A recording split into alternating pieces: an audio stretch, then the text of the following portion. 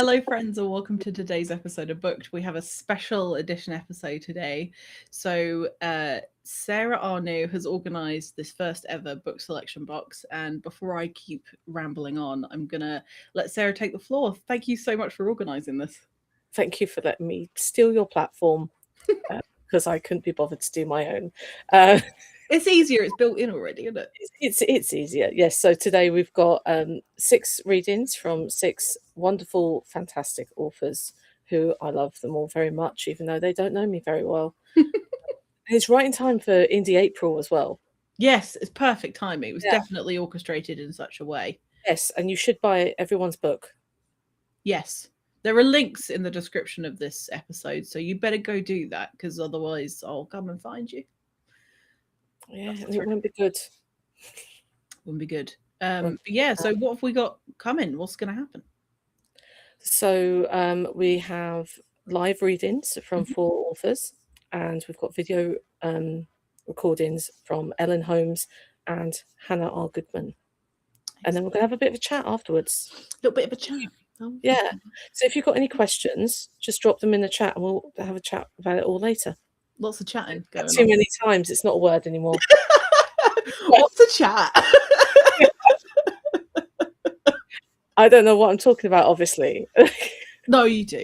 It's just, this is very, very exciting, and we're hoping that this isn't going to be the last one that we ever do. So if you're watching this, please subscribe to the channel. Yes. Follow everyone. Let's have fun, though, if you want another selection box, so I can hassle her into letting me do another one. I'm gonna like pre-approve 4. So you got a year's worth. Got a year. Yeah, you got a whole year to prove yourself. Yeah. Will I get these people back for an entire year? Maybe if I haunt them. Oh dear. So I think my camera's lagging a little bit, so apologies for that. But who have we got up first? So our first author is Evan J. Peterson. Evan J. Peterson is a game writer, novelist, monsterologist, and poet. His first novel, Better Living Through Alchemy, won the Small Spec Book Award for fantasy fiction, and his other works include Metaflesh, Poems in the Voices of the Monster, Dragstar, the world's first drag performer RPG, and The Road to Innsmouth, Arkham Horror. His writing has appeared in Weird Tales, Pseudopod, Quiz Destroy Horror, and Nightmare Magazine. Posthuman, his next RPG, is out now. I think it came out this week. Yes. And that was with Choice of Games. And you can find everything else at evanjpeterson.com. Amazing. And the link is in the description. So I think it's time for our first reading. Yeah. Okay. Please welcome Evan J. Peterson. I will tell if... What? I will tell if they're not clapping for everyone in the chat. Sarah, don't do that to me. I'm going to go over Evan's screen now. Yeah. Sorry, Evan. Hi. I expect that I am on your screen. Or am I in your screen? Hi, I'm Evan J. Peterson. They said who I am and what I do. Thank you so much, Saffron and Sarah, for having me on. Thank you to my fellow readers. Thank you to Ellen Holmes for running the Small Spec Book Awards, which I won for fantasy last year. That was amazing. Yeah, Better Living Through Alchemy. And the new game is Posthuman from Choice of Games. Okay, so I think I'm going to read something that I wrote a while ago, but it has not come out yet. So here I'll be in with my collection of carnivorous plants and reading you a story called Traces of Indigo. Dew met Lucy in New York. Amid the clink of glass and the scents of liquors and human sweat, Lucy's voice filled the basement nightclub. She reminded Dew of Josephine and Paris during his time of tasting and learning celebrities. The very culture of fame was still a novelty then. He'd tired of it already. Josephine, had it been 8 decades? Almost 9. On certain nights at the club, Lucy sang the songs Dew had loved. Bye Bye Blackbird, La Vie en Rose. On other nights, Lucy took the pop songs of her own time and sang them the way Josephine would have. Jazz interpretations of synthetic digital anthems, canceling at a single blow all the cynicism and irony. How could Dew resist her? Their first night together kept to his familiar pattern: drinks, sex, the barter of compliments. The indigo passed between them without Lucy noticing. The next morning, he woke in her bed to find her already feverish. Dew, I don't feel good at all. I think you should go. He examined this woman, her dark skin, the fever tinting her eyes a little blue outside the irises. Please let me stay, he coerced. I'd like to take care of you while you're ill. He liked her company. He didn't like many of them. She let him buy her groceries. He bought her juices and sweet ices, though he knew these would not cool her fever. When she let him bathe her, he explored her thoroughly, dragging one washcloth and then another along her folds and nooks. She scrutinized him as well, irritated by the fever. God, you're precise. It's like you've never seen a woman up close before. He smiled at the notion. Is that what it's like? The thoughts started coming then, soft, and he knew she had given in and the fever had broken. She asked him to step out while she took a proper shower. He pulled the stopper from the drain. Dew rarely wonders anymore whether he is something extraterrestrial or domestic, whether he is parahuman or something entirely other. Taxonomy is the snow obscuring the mountain. His understanding of himself is rooted in what he does, not what he is. What he does is observe. He is an autonomous sensory organ, a bundle of nervous tissue for the universe to better know itself. Dew has lived for centuries, and he may live forever. The past is one pool of time, all experience happening at once. It's distracting, and so he doesn't linger on it. He drowns out memory by binging on the thoughts of others. He can hear Lucy, can feel her sensations, though she asked him to leave after a week. She said it didn't feel right, and he read in her thoughts that she feared him. No bother. He can read her anytime he wants. Throughout the 20th century, he consumed films, but they always failed. Despite earnest efforts, films do not reveal what it means to be human. Not entirely. They reveal what humans wish it means. In Kyoto, he met Eri, an intense woman with a flair for nostalgia and glamour. She wore black and only black. To her, 40 years in the past could be nostalgia, the wishful romance of memories she was too young to have. She brought him new films every night, and he held her in the screen glow, the snow falling outside and erasing the world. Her enthusiasm nourished him through an unusually harsh winter. She rolled his name around at their first meeting. Du. That's a Chinese name. You don't look Chinese. How did you come to have a Chinese name? The bar was dim, but the polished cedar fixtures and surfaces spread the light glowing from behind the bottles. I'm not Chinese, he told her, trying a new liquor. They seemed to get worse each decade. So what are you? Eri asked him. Humans ask the same questions, year after year. You're mixed, I assume. Mixed how? 1 part body, 5 parts mind. The rest is irrelevant. She gave him a playful frown. As they coupled the first time, as he gave her the indigo and made her his host, she talked. He hadn't known a talker like her like this in years. "You're a tricky one, aren't you, Du?" she said, riding him. "You have an answer for every question. No one ever really gets to know you, do they?"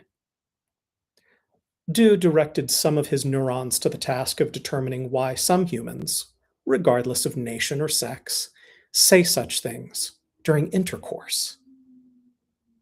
When they'd exhausted her library of films predating the 1960s, he asked for more science fiction. She showed him Barbarella and The Fifth Element. He showed her The Man Who Fell to Earth and Blade Runner, surprised that she enjoyed the latter much more than the former.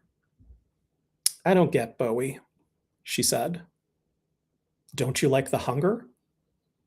"I like Deneuve in The Hunger. I like Deneuve in everything. Bowie tries too hard to be odd." "From you, Ari, of all people," he retorted. "Duh, was that a joke? From Du of all people?" "I have a sense of humor, sweet Ari. I just don't use it often." Soon the winter receded, and so did Du. He still tastes from Ari sometimes, watching new films through her eyes. Occasionally, he even agrees with her critiques. The meaning of human shifts like sand, but remains at bottom the same desert. They continue to invent new marvels. They punish and pleasure themselves in new ways. The opened body of the world continues fruiting. In Berlin, he found Felix, a feast of a man. Du took reliable work as a tour guide and translator. Sex work made for quick cash, but it presented dangers, not the least of which was the danger of being detected as something other than human. Some differences are difficult to hide during intimate contact. Felix, however, wanted everything. He reminded Du a bit of Vikram, that curiosity and openness to all things.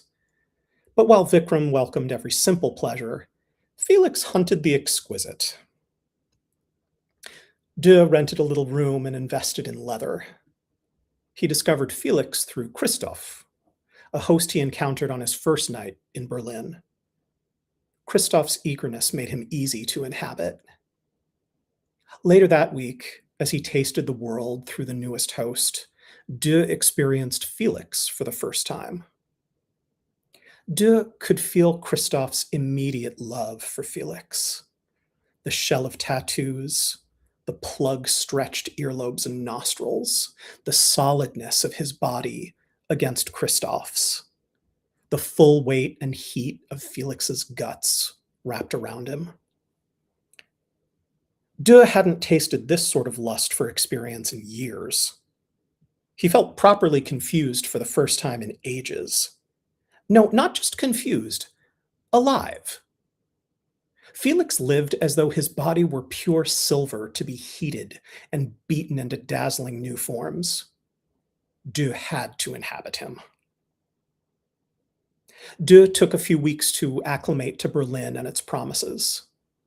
He channeled several old hosts just to pass the time. Rachel lay in hospice in Fort Lauderdale, her mind miserably intact as her body failed, wondering what came next. She didn't even think of Du, not while he tuned in to her at least. He wished her an easy transference. Every host dies. The process ceased to intrigue him 1,000 years ago. Vikram raised his children with his wife in Varanasi and dreamed of cars and men. His life tasted of numbness and regrets, unremarkable.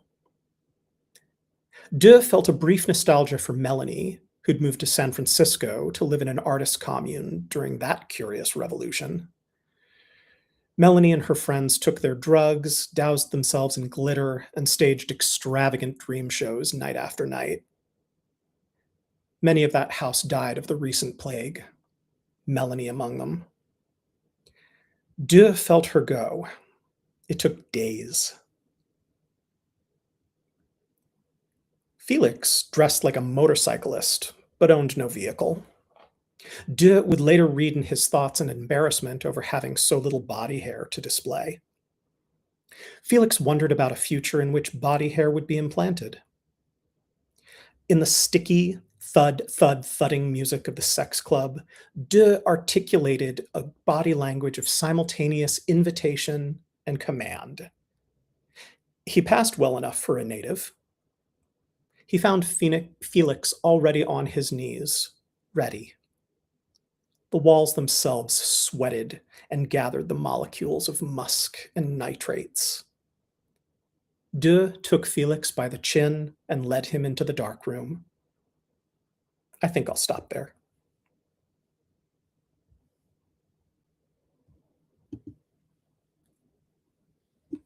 I completely forgot I was muted for a minute. Sorry, that was fantastic. Oh, thank I you. was so into it, and then I came up on the screen. I was like, "What?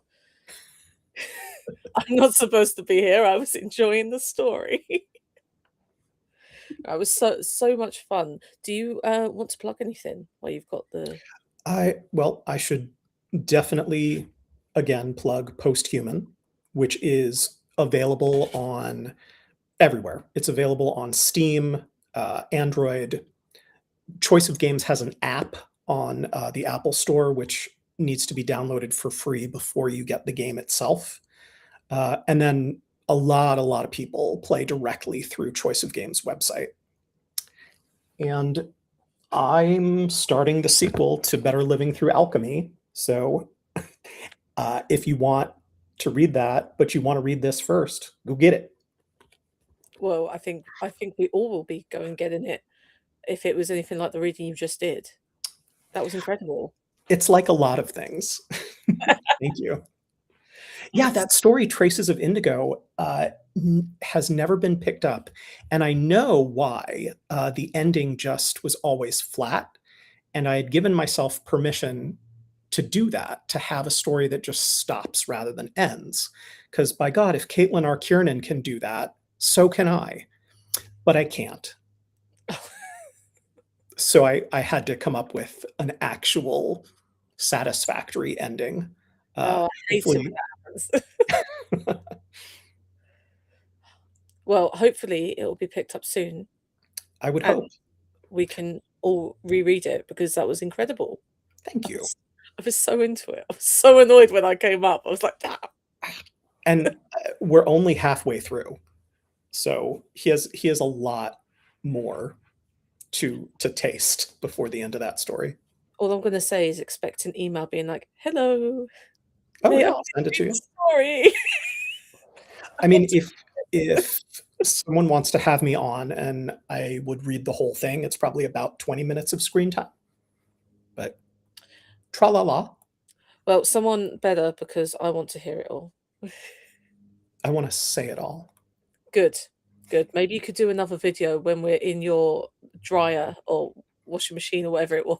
Yeah, I wanted to show off my carnivorous plants collection today. Yes. But I'm glad they haven't eaten you. Me too. It's always a worry. I've been training them to only eat other authors. Oh, good. I was worried for a second you were going to say spiders, and I was like, no. No, the spiders are my friends.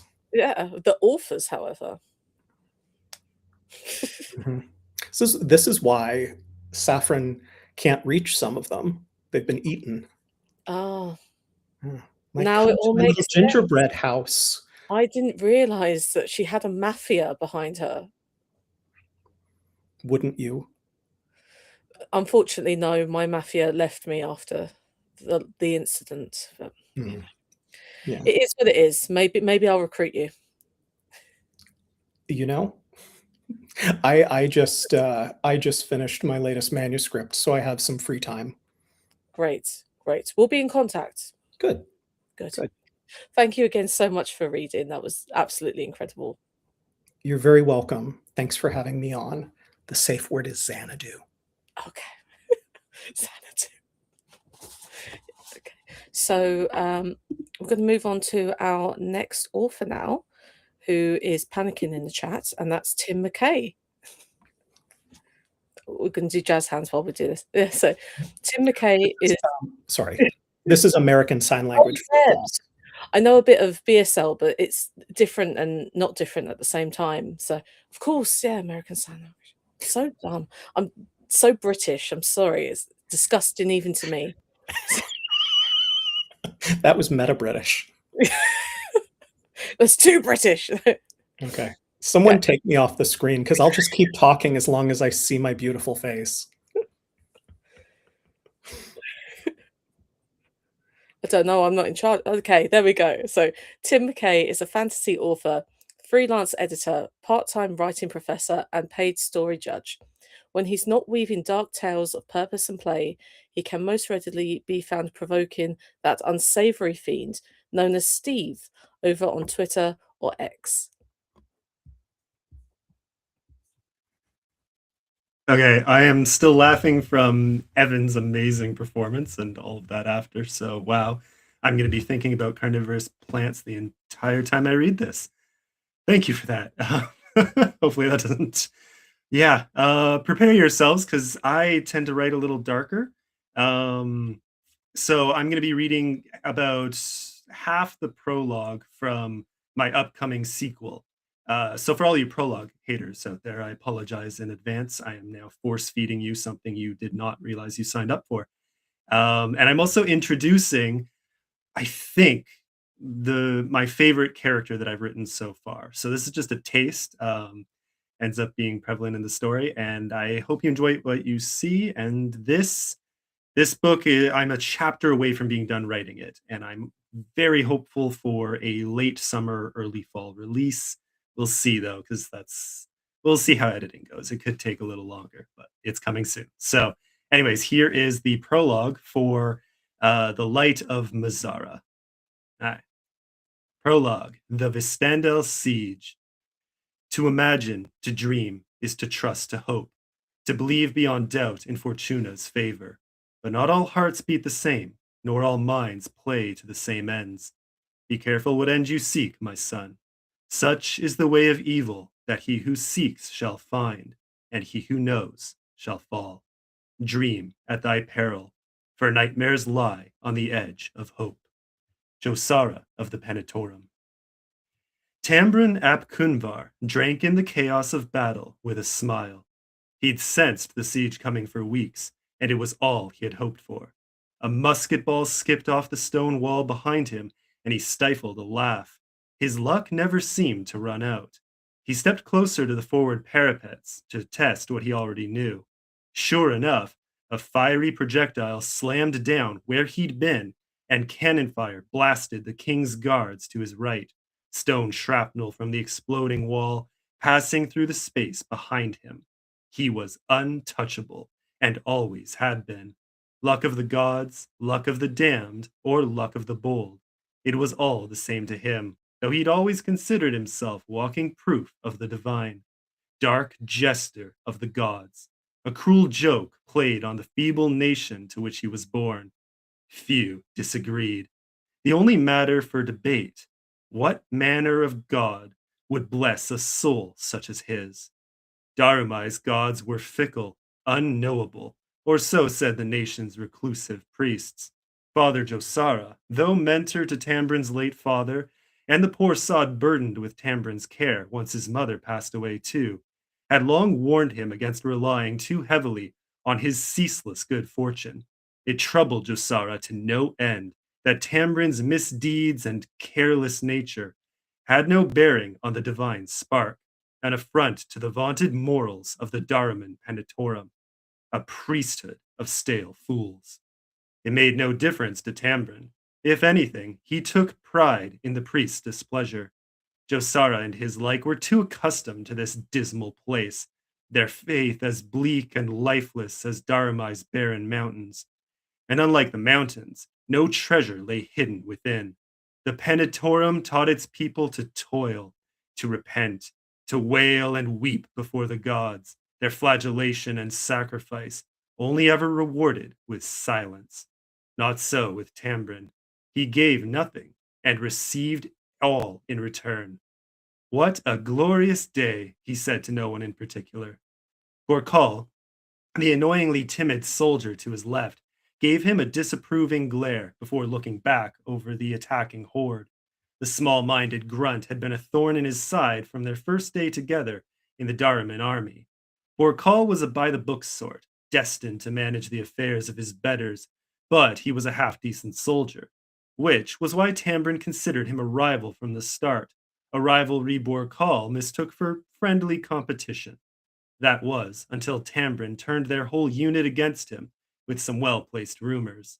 He didn't hate the man, really. Some people just needed a good thrashing to keep their egos in check. Considering Borkal's skittish manner, even once the rumors passed, it had been a thrashing well served. Another blast shook the ramparts. Borkal stumbled forward and caught himself on the parapets, which gave Tambrin an idea. He waited for a squad of musketeers to scramble past, then casually stepped over to Borkal's side and gave him a hard push. The soldier was over the wall and falling before he could scream, and the fool never got the chance. A wave of shadow and fire slammed into the walls below, shaking the ramparts and barring the Daraman's view of the enemy with a cloud of black smoke. He had to stifle another laugh. Some of that smoke belonged to Borkal's corpse, with the smell of pig roast left too long on the spit. What a day indeed. Tambrin, what in the blazes are you doing out here? Sheth. Only his sister could ruin such a moment. You didn't notice the attack? Asked Tambrin. That thing out there's an army, you see. Yep, there. No, wait for it. There goes the smoke. And yes, right there. And those loud things smashing our walls to bits, those would be cannons, dear sister. Shut it, Tam, said Zimbra. You're supposed to be helping me with the bandages. His sister, the apothecary. He thought he'd be sick if he had to smell her salves a second longer. Why mend wounds when I can make them, right, sis? This sword isn't just for show, you know. Now. Sheth. There'd be no talking her out of it. She was one of the few who could resist his charms, one of life's great mysteries, bright as a wet candle, but he'd never known someone so unmovable once her mind was set. He followed her over the ramparts and through a wide arch into the castle. Shadows danced overhead as soldiers ran past the torches, and dust fell from above as the enemy bombardment continued. He was sorry to miss it, especially after those shadows and flames, whatever they were. He'd heard of dark magic in hidden corners of the Empire, but he'd never imagined anything so real or so powerful. He'd like to see those Vaikari snobs try facing that. His hand brushed over the golden hilt at his side as the scabbard clipped a passing servant. The Daraman longsword was a daily reminder of what those backstabbing fiends had done to him. It was the prince's fault, really, but he'd be happy to see them all taken down a peg. Will you get it together? Said Zimbra. I'll club you like a Hessin if I've lost a patient while searching for your sorry hide. Hurry up! At least Borkal's gone, he thought. He had to celebrate the small wins with Zimbra around. He could always count on her to look after him and drive him up a wall in equal measure. She'd always been Josara's favorite, though she had not a religious bone in her body, and she'd saved Tambrin from many a scolding while taking it upon herself to swat him over the head at every chance, as stubborn and chaotic a soul as his own, which was why he put up with her. Their like had to stick together. The arched tunnel opened to a balcony overlooking the central courtyard. Amidst the chaos below, Tambrin spotted the Vaikari warriors with their longswords drawn, braced for a battle they'd surely lose. It made Tambrin giddy. He'd been accepted into their ranks and quickly proved himself the best among them, never losing a duel even before they trained him. So much for their vaunted skills. Legend had it the Vaikari were second to none on the continent, their swordsmanship turning many a tide in battles atop Darumai's thick black keeps and castles. Curious as was his nature, he joined to unravel their secrets, only to find they had nothing to teach. Outmoded stratagems meant for an age long past, before the dawn of new weaponry now borne by their enemies. Then the prince had him tossed out and forced back into the army. Something about the virtues befitting a Vaikari, whatever that meant. Jealousy was what it was, plain and simple. So, yes, He'd relish watching them test their swords against musket fire. After centuries of celebrated prowess on the battlefield, they were finally outmatched. What a glorious new age this was turning out to be. Zimbra clapped him over the back of the head. Sheth, do you mind? She kept walking without a word, and he followed with one hand rubbing through his dark curls. He'd have to settle for imagining the Vaikari defeat from afar. With any luck, he'd get to treat the wounded. And this was exactly why he always snuck a bottle or two of poison from Zimbra's reserves. You never knew what opportunities life would throw your way, but Tambrin liked to be prepared. There we go. I'll leave it at that. That's about half of the prologue for all of you.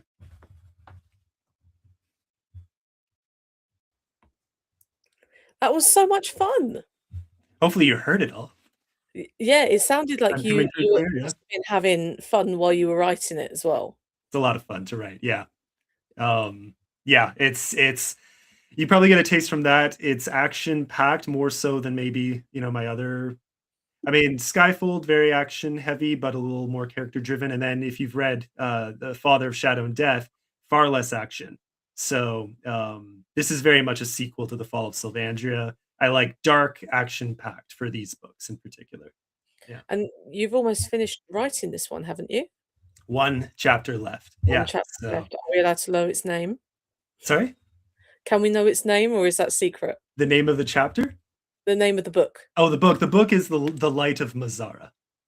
Oh, that's fun. Yeah. I'm guessing that there's going to be an audiobook as well, because yes, you yeah. do So audiobooks so well. If you liked what you heard there, it's pretty much what I do, just edited. So a lot of the stutters and clicks and all that jazz is edited out. But yeah, I do my own audio, love doing it. So hopefully they're getting better. I think that comes across in your audiobooks as well. You can always tell if a narrator's having fun with it. And I think this is why author ones are the best ones, because they genuinely love the story and it comes through. Yeah. Like I treat mine, I'll say this. So I don't do character voices. Like what you heard here, I maybe add a little more character variation, but not by much. So it's not, I want to keep taking courses and maybe get some lessons and keep improving each time. But yeah, like it's not a professional narrator. I treat it as an author reading like this, really, but that makes it fun too, because you're hearing it as it was meant to be heard, or at least how I imagined it coming out. So yeah, it's fun. I do like professionally narrated audio too, but yeah, there's something special about an author reading. So yeah, I really enjoyed it. Thank you so much, Tim. You're very welcome. This was a blast. Thanks for having us. Should I introduce the next author then? Yeah, great. So our next author is Cassidy Coursey. And Cassidy Coursey has lived with fantastical stories in her imagination for as long as she can remember. Her dark fantasy books speak to her greatest loves, redeemable anti-heroes, sweeping character arcs, and unbridled love that crushes souls, but deliciously.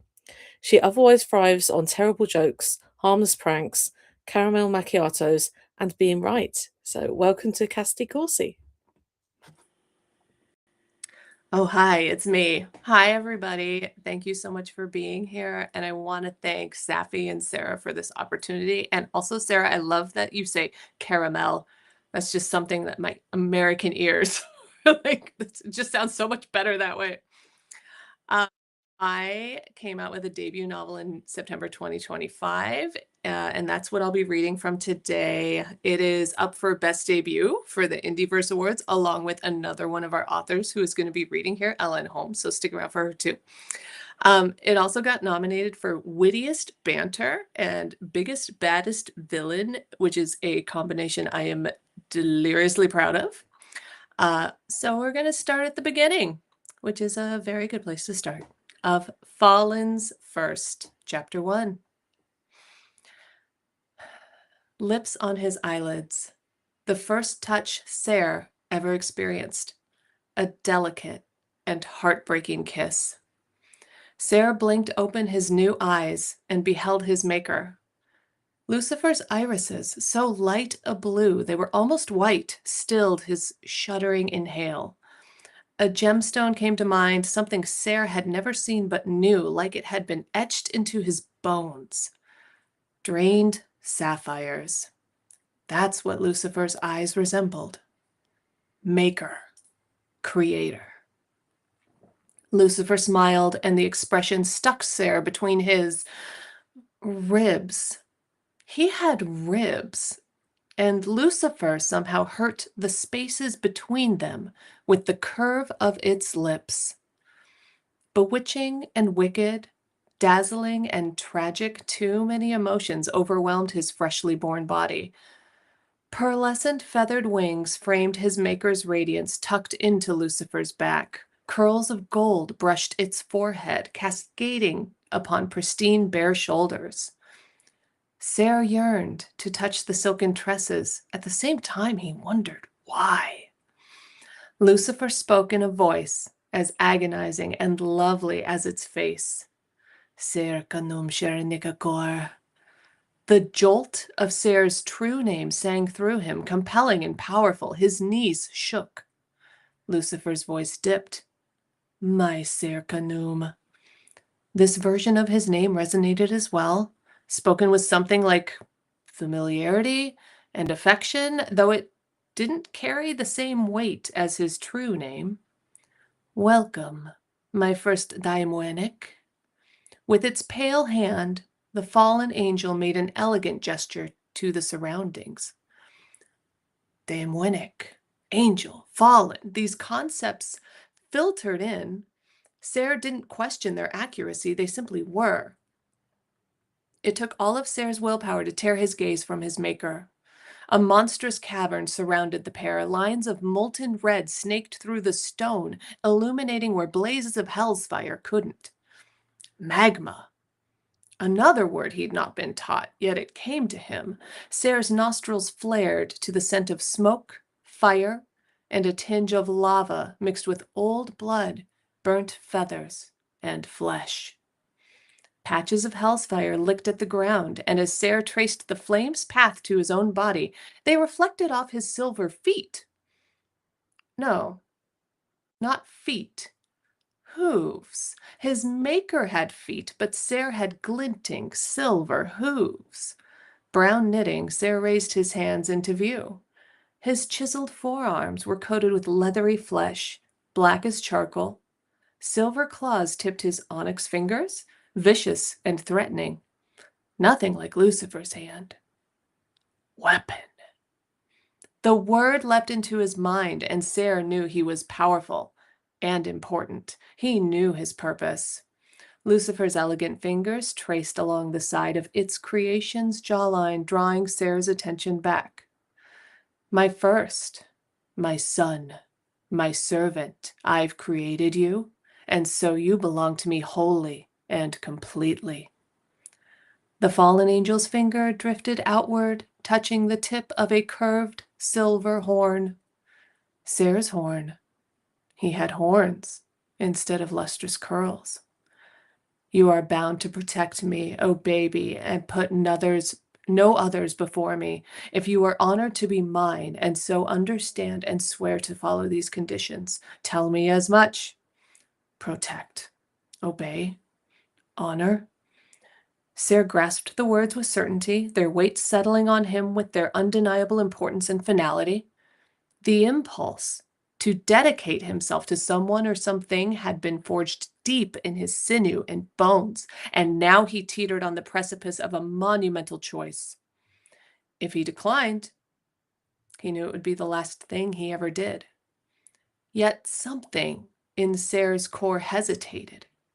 He was powerful, important. And with that realization came the innate knowing of what Lucifer had commanded and utilized to craft him. Pride. He was pride. Why should he follow a fallen angel, even the one who'd made him? Why make an oath to his maker when that maker created him to be more than it, better than it? The pause stretched, and Ser stared long enough that a glint of furious trepidation slid into Lucifer's eyes. If he were unmade, Ser realized, he'd lose every opportunity to rise. The fallen angel drew a breath to speak further, but Ser knelt on his thick, able-bodied shanks and bowed his head. Muscles in his back contracted, and he realized he'd drawn wings close to his body. They brushed his ribs. Not feathered, as Lucifer's, but membranous. Serve. He uttered his first words, and the depth of his voice rumbled deeper than Lucifer's, echoing the roar of the fires of hell. Yes, master. Something at his center, deep in Ser's consciousness, a brilliant flash of gold sparked, then faded, an acknowledgement of his oath, a finality granted. Good, my Ser Kanum. The approval wrapped around him, comforting and thick with affection, yet somehow lined with razor blades. While I finish my army, you'll build a dais for a throne there. Lucifer pointed, and Ser followed its gesture to a space across the cavern. The rocky floor needed evening out and polishing. Loose stones lay scattered about, but they wouldn't be enough to build a structure befitting the ruler of this realm. He'd have to carve more out of the walls. Ser's analysis halted mid-thought as the fallen angel moved away, revealing a part of the cavern its frame had previously blocked. Diagonal from them, the next of Lucifer's creations came into view. 6 other Daimwenica in various stages of completion perched in suspended dormancy, all winged and horned of various shapes and sizes, but Ser's gaze snagged on the one nearest them. She, for the unmoving, voluptuous form could be nothing but a she, held her head bent, kneeling. The demoness's substantial silver horns swept up and back from her forehead, curling sinuously and tapering to dangerous, delicious points at the end of their impressive length.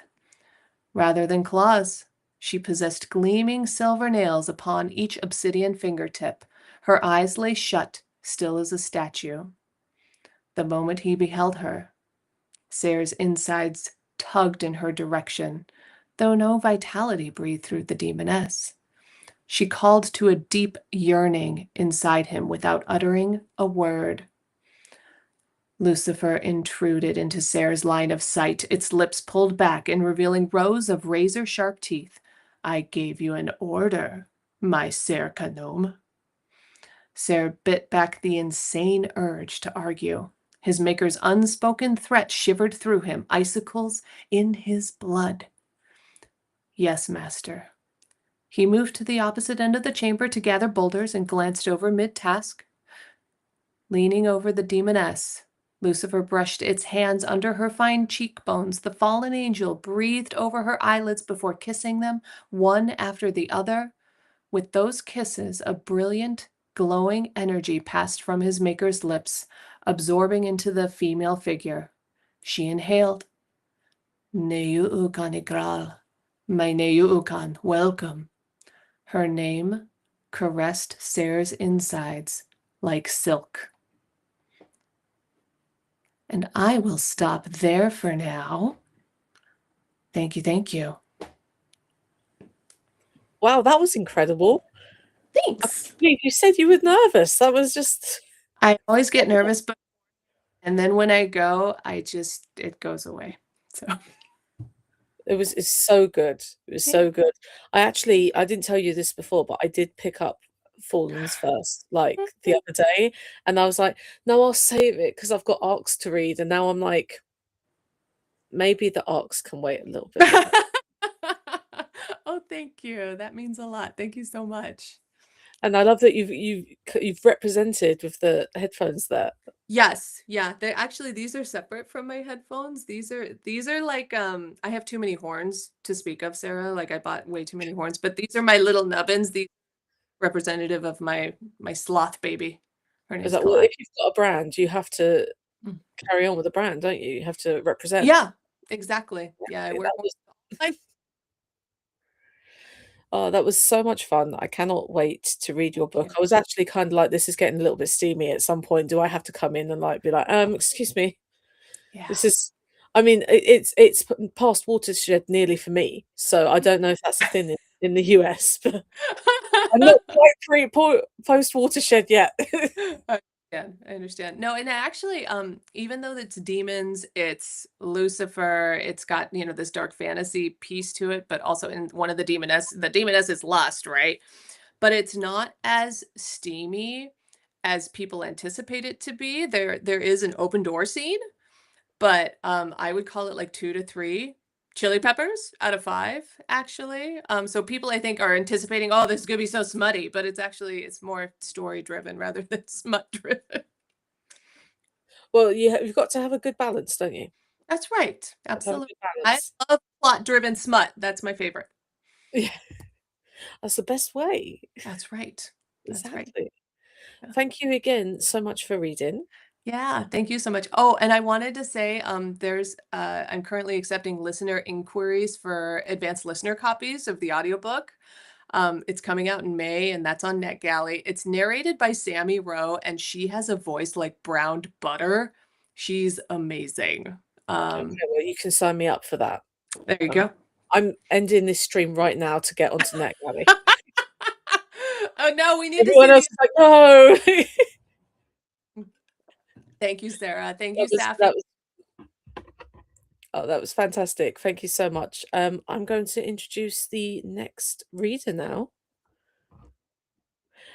So our next reader is Ellen Holmes, who is the author of Space Collisions, a micro chapbook first published by Ghost City Press, and The Floating Castle. Her fiction, poetry, and creative nonfiction have appeared in literary journals and magazines such as Newfound, Barron Magazine, Crack the Spine, Vestal Review, and Friction, amongst others. She is also the founder of the Small Spec Book Awards. This is Ellen Holmes, and I'll be reading an excerpt from The Floating Castle, my debut novel. Part 1, Chapter 1. Elias of House Zardisval, Prince of Walchester, drew his yew longbow and aimed at a hart. 20 yards separated him and the cluster of red deer. He could tell they sensed him. It was only a matter of time before the wind shifted and carried his scent to the herd. The 2 trees on either side of the hart acted as a natural sight, guiding his shot. He let the arrow fly. It penetrated the deer, broadside, right behind the foreleg. The hart kicked, alarming his harem, and the herd raced deeper into the forest. "A kill shot," said his father, Norman of House Zardisval, king of Gladan. His father pushed off the tree he'd been leaning against and dusted off his brown hunting tunic and trousers. "Congratulations." Elias ignored the dispassion in the king's voice and tied his bow to his horse's saddle. He stared at his father over the mare's back. The king arched an eyebrow, his blond hair so light it almost blended into his face. Elias and his sister Cecilia had gotten their mother's traits: hair the black of volcanic glass, eyes the hue of cornflower, skin like aged ivory.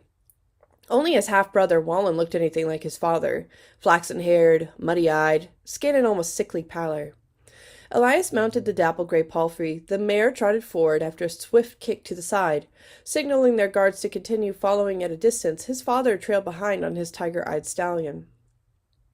The hart's blood trail was easy enough to follow, and after several minutes they found the bleeding deer, lying dead on the forest floor.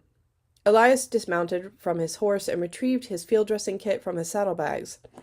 He repositioned the hart so that he could best access its soft abdomen. "A royal stag," his father said, joining him at the deer's side. "It is a shame you could not find a monarch."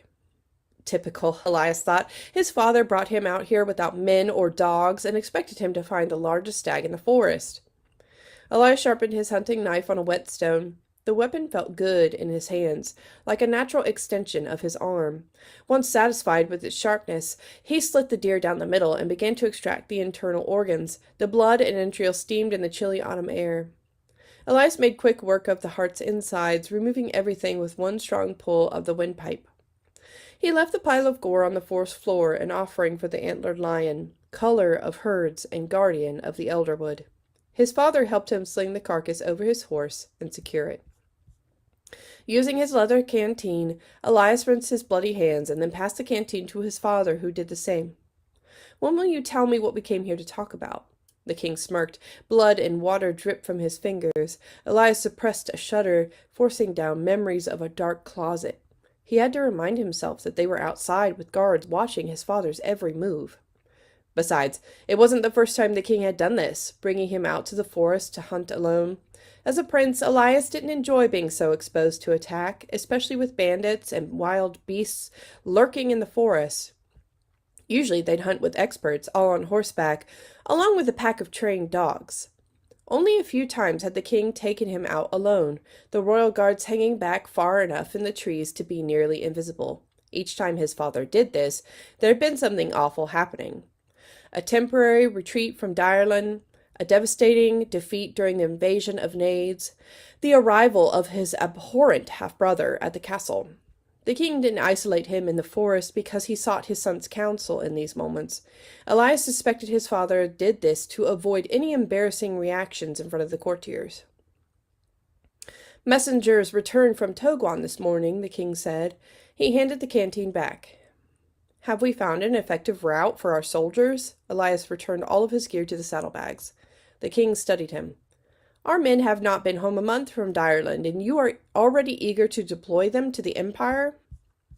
I simply asked if they found a route through Needlepoint Pass. No. Though he felt the anger bubbling in his throat, Elias kept his voice calm. Then what did the messengers have to say? The Emperor is at last honoring your betrothal, the king said. You mean I am to marry? Elias asked.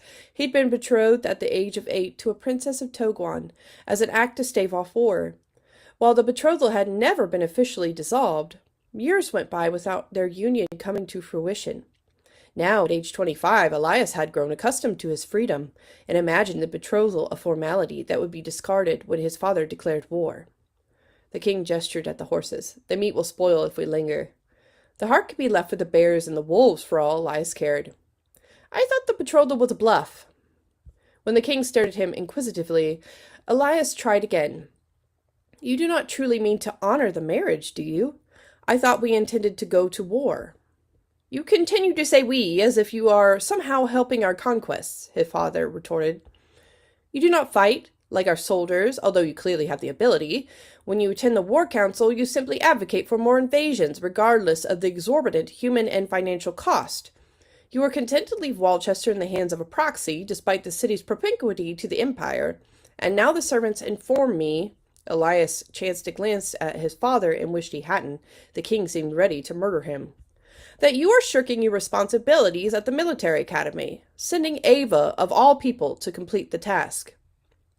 Elias made a mental note to ferret out who betrayed that information to the king. A few beatings might make them pause the next time they gossiped about him to his father. He moved to an elder tree and plucked one of the ripe berries. He squished the fruit, its juice like blood on his fingertips. Maybe I would be more willing to participate in the war effort if we were actually winning the nations we sought to acquire. He knew he went too far when his father thundered, Maybe you should go to the front, so you could conquer them all yourself. Elias sneered despite the danger. You seek an empire, not a kingdom, and yet most of your conquering involves subduing rebellions in Ireland. The Nades have successfully opposed your attacks for years, and Parsif placates you with their slaves. If you cannot subjugate the 3 island kingdoms, how will you fare with the wealthier and more populous democratic nations? How will you overcome Toguan, the most powerful empire in the world? His father stilled. You think throwing more soldiers at these issues will solve everything? That if we increase our numbers, we can overcome all of them? And as more of our soldiers die due to your recklessness, how will we resupply? Maybe we should arm our children with sickles and shears and send them to the front as well. Elias felt like pushing his luck. Is that not what you're trying to do with me? The king snorted. You are hardly a child. I am your child. Why must I soil my hands when there are people obligated to do it for me? His father quickly closed the distance between them and struck. The slap took Elias off guard. The king hit him so brutally he dropped to the earth, hands smarting from the effort to break his fall. He inspected his palms and hissed at the blood and debris marring his skin. Moisture from the muddy ground seeped into his hunting trousers. Monarchs have been dethroned and beheaded for such careless words, the king said, his voice low. He glanced toward the guards, who'd started to approach and then thought better of it. Everyone is expendable, even you. If you expect to be king one day, you must be smarter about your relationships with people. Elias bared his teeth at the decaying leaves on the forest floor. He didn't dare turn his expression toward his father, who continued to hover over him, though he longed to. You will honor the betrothal, the king continued, and you will help Ava assess the students at the academy. When his father finally stepped back, Elias stood up. The king didn't offer to help him. The guards ignored them again and watched the trees. Letting women join the armed forces simply because Ava wants it is a mistake, Elias said. The Marchioness is a brilliant strategist and has saved countless soldiers from peril, some of them personally. Her men are effective, resilient, and more loyal to her than they are to me. Not to mention Deeds flourishes under her leadership. She is infinitely more valuable than you. The king mounted his stallion. The roan horse glared at Elias as if challenging him. Learn something from her, and maybe I will start listening to your suggestions at the war council. Elias stalked toward his mare. The horse emitted a nervous whicker at his approach. He didn't intend to learn anything from the Marchioness, as if he were some babe clutching at his mother's skirts. He slit the ropes holding the deer carcass and let it fall to the ground. If his father said anything in response, Elias didn't hear him. He mounted and took off, not bothering to ascertain if the king followed. The horse galloped past the guards, too swift for them to catch up. Pain shot through his palms as he gripped the reins. His cheek throbbed with the mare's jouncing stride. He would be furious if there was a bruise. His father chased him down. His stallion's nostrils flared as he matched the mare's stride. You will injure your horse. Elias ignored him. A thick grove of trees caused them to split. Elias weaved through the trunks, not daring to glance at the king. Stop, Elias, his father shouted, but the wind smothered his voice. They rushed into a clearing. Elias slowed. Bones and an eviscerated wolf carcass lay scattered on the grass. The smell hit him next, the sweet reek of death. The king rushed in front of Elias, cutting him off. The mare reared, throwing him. Elias cursed as he fell. He crashed into a deer skeleton, the pile of bones rattling with the impact. The pain knocked the wind out of him. His mare bolted into the woods. The king circled around him and dismounted. He inspected his son and helped him to his feet. You could have died, his father chided. Had you not darted in front of me, I would have been perfectly fine, Elias snapped. He sucked in a breath. His ribs were bruised. Blood dripped down his arms from several shallow cuts. I am a mess, thanks to you. No comeback came. He noted the distress in his father's expression. Reconciliation was the farthest thing from Elias's mind. He pointed to the bones, all of which were animal skeletons. What manner of creature did this? For a moment his father's gaze refused to leave him, likely fearing Elias would bolt again. When the king finally glanced around the clearing, a wary expression crossed his face. I doubt a wolf or bear. Maybe this is the lion's territory? We should leave. For once, Elias agreed. With his mare gone, he had to share the stallion with his father. The guards caught up and fussed over Elias, but stopped when he demanded they take him home. He noticed the dead heart strapped to one of their horses. As they left, the king didn't spare him any pain, urging the stallion into a trot. Elias bounced with the horse, every impact agony. This wasn't the end of their fight. He wouldn't marry the princess. He'd find a way out of it. But Elias couldn't disobey too publicly, at least not for now. His father could imprison him for his impudence, or worse.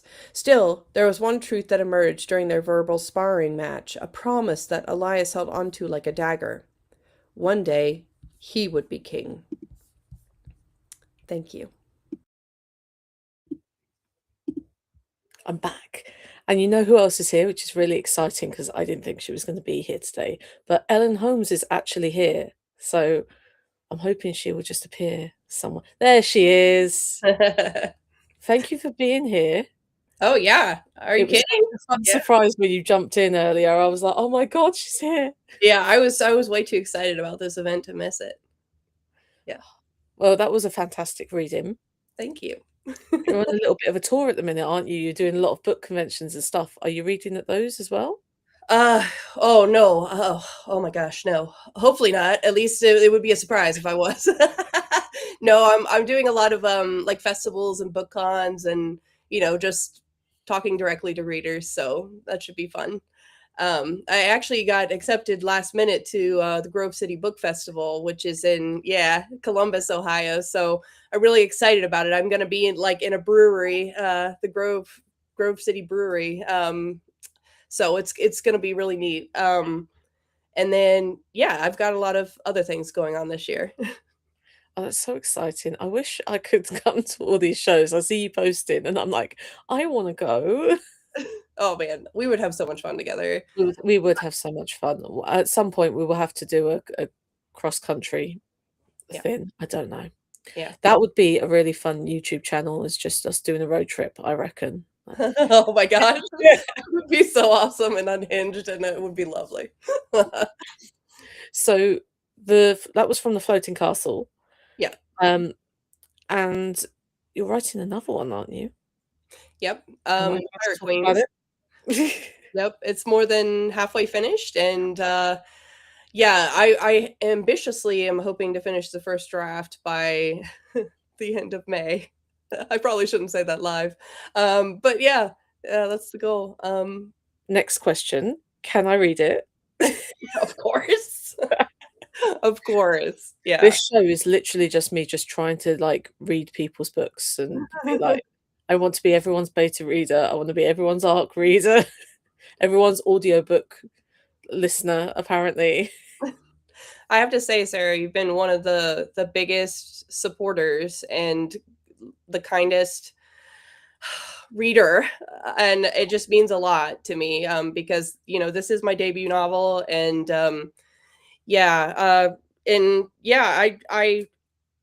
I was pretty nervous about putting it out there, but I have to say, this love goes both ways, because I've read your books too, and they are phenomenal, and I'm so They're excited not as good as the Floating Castle. Do what? They're not as good as the Floating Castle. Oh my gosh. That's not true, everyone, just so you're aware. Those books are amazing. You should read them. Yeah, and she's got a new one coming out soon, Cat Food, by the way. Yes, it's there in my background that I forgot to do before I did. But this isn't about me. This is about you. So where can we get the Floating Castle? I'm so glad you asked. Independent Bookstore Day is coming up, and my book is in 6 independent bookstores, and I hope that you will check them out. So it's the Cozy Book Nook, the Crafty Bookstore, Snapdragon Books and Gifts, the Floating Bookshop, Amethyst and Ink Books, and what was the other one? Oh, the Bookworm in Omaha. So I always have to remember all 6. That's so funny. Yeah. Oh, great. Well, thank you so much for being here. Thank you for having me. It's been amazing. I'm going to introduce the next author now. All right. We're going through these very quickly, and it's very upsetting for me because I'm enjoying them all so much. And the next author is also fantastic as well. I'm small, that's okay. So, psychotherapist by day and writer by night, award-winning author Hannah R. Goodman prefers tea over coffee, cats over dogs, and staying in over going out. Her newest YA novel, High School Epic, captures the chaos of teenage life in the early 1990s with raw honesty, humor, and heart. Her other recent book, new adult romance I Love That Girl, has been praised as simultaneously joyous, sexy, and uncertain. She currently writes about writing, publishing, and mental health on her Substack called Writing My Way Through It. Hi, I'm Hannah Goodman, and I will be reading a portion of Chapter 4 of my newest book, High School Epic. The segment of this chapter starts right after the main character, Danny, and her love interest, Kevin, have just had detention together, and they discover through conversation, well, Danny discovers through their conversation that he's not some new boy to school like she thought, that they actually had known each other before. "What's with you knowing I know shit about you?" he asked. I had never felt this cool flirting. I liked the feeling. "This is a small school," I said. "It's a small town, so small you'd think people would remember you if you lived here before, if you went to school with them, had the same 4th grade teacher, sat in the same reading group." He stopped and gave me a lopsided smile before continuing. "You gave me half of your piece of pizza at field day because I got outside late." That's when it all came to me. Jeffrey Martin?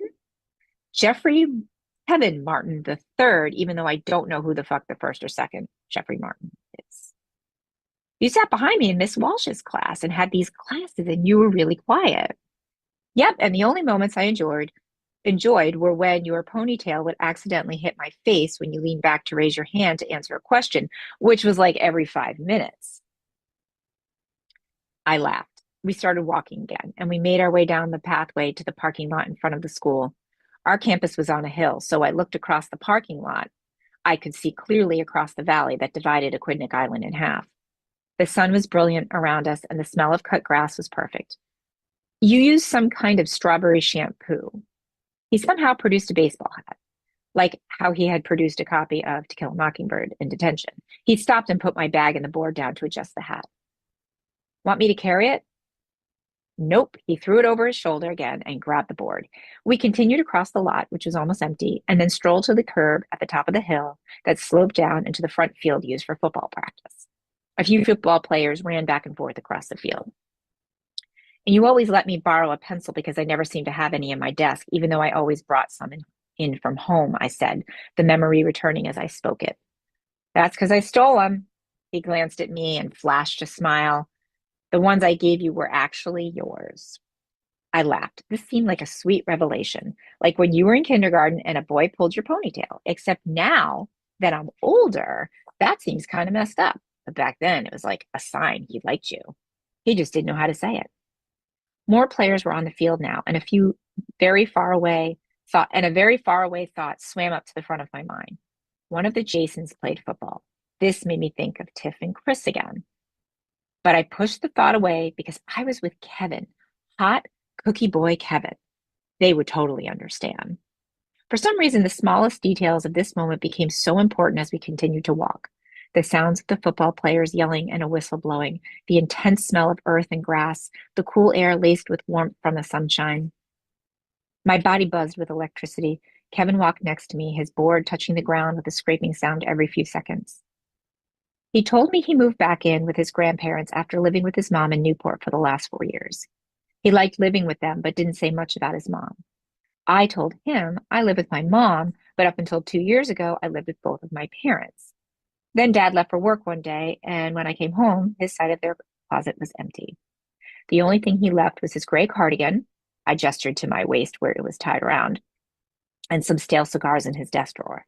I didn't tell Kevin about the box or the psychic. Somehow those felt too personal. I told him about my snapping problem, and he told me he was epileptic, but he hadn't had a seizure since 5th grade. I think epileptic beats nervous tics. We turned this part of the conversation into a version of rock, paper, scissors. Well, not if I haven't had a seizure in 5 years, he said. But he bumped into me gently. I think we are even with asshole fathers. We talked music, and once he said he was a fan of The Cure, I knew for sure we were meant to be.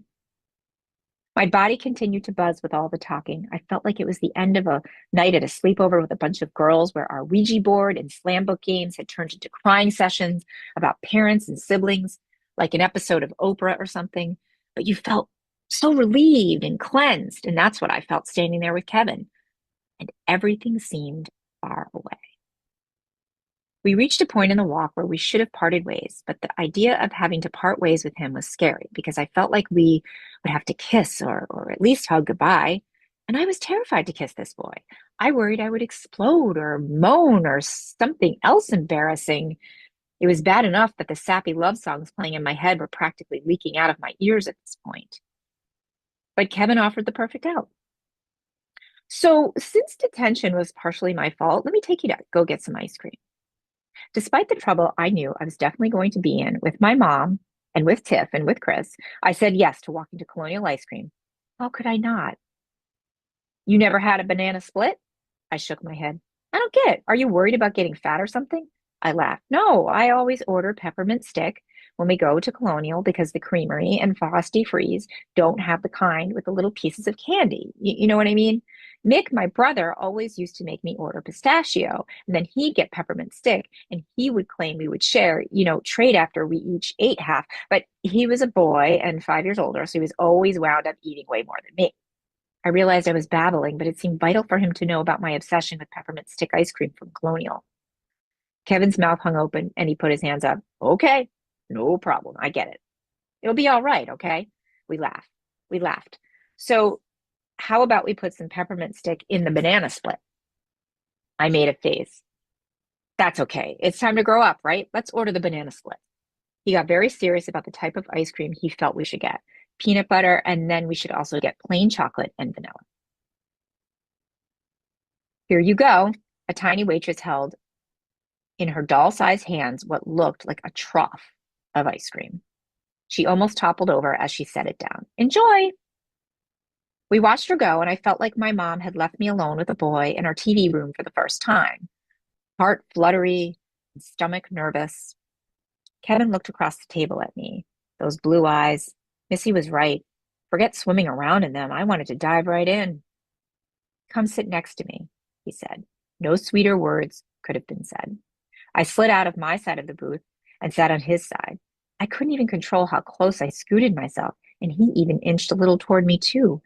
We both silently reached for the enormous spoons the waitress had left us, and we dipped into the ice cream that had pooled a little on the sides from the heat of the chocolate drizzled on top of each scoop.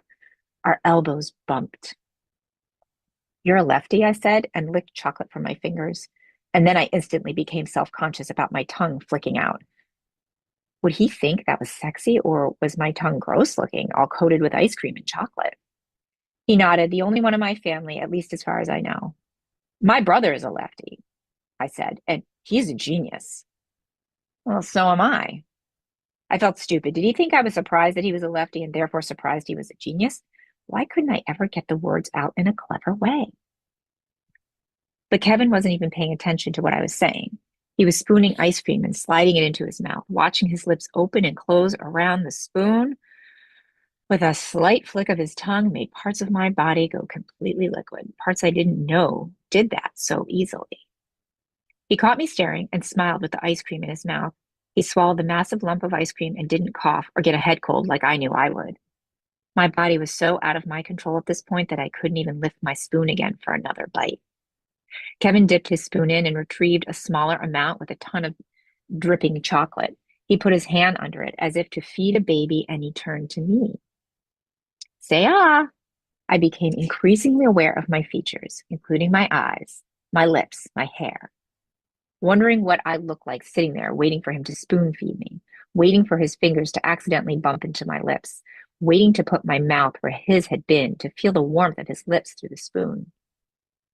I tasted the sweet chocolate, and after he took the spoon away, he reached out to my lips with his fingers, and I let my tongue come out, barely, to touch his fingers. And we sat there for what felt like hours. And then the waitress came to the table. How are you guys doing? Thought I'd bring you some ice water. Spell broken. We both laughed. That's exactly what I need, Kevin said, not taking his eyes off me. Cold water. Lots of cold water. The tiny waitress laughed and scurried away to get us water. Oh man, I am so stuffed. Kevin leaned back and patted his stomach. I closed my eyes and leaned against the wall of the booth. I might puke. I felt a warm arm around my waist, and his hand cut my ribs, which, despite the bloated feeling of my entire abdomen, felt incredibly good. Kevin couldn't get a hold of his grandmother at the payphone outside, and he offered to walk me home, even though that would put him home really late. As I watched him adjust his baseball cap and squint down at me from the sunlight, I wanted to kiss him so badly. So I took a step forward and put a hand on his arm and stretched up, and then, Danielle Eleanor Fetter. My body came to a terrible screeching halt, and Kevin took a step back. Get in this car right now. I turned, and there was Mom, leaning out of the car, reading glasses hanging around her neck, and about to have a total cow. Nostrils flaring, eyes bulging. I couldn't make eye contact with Kevin. I broke away and ran to the car, and behind me, I heard him roll away on his skateboard.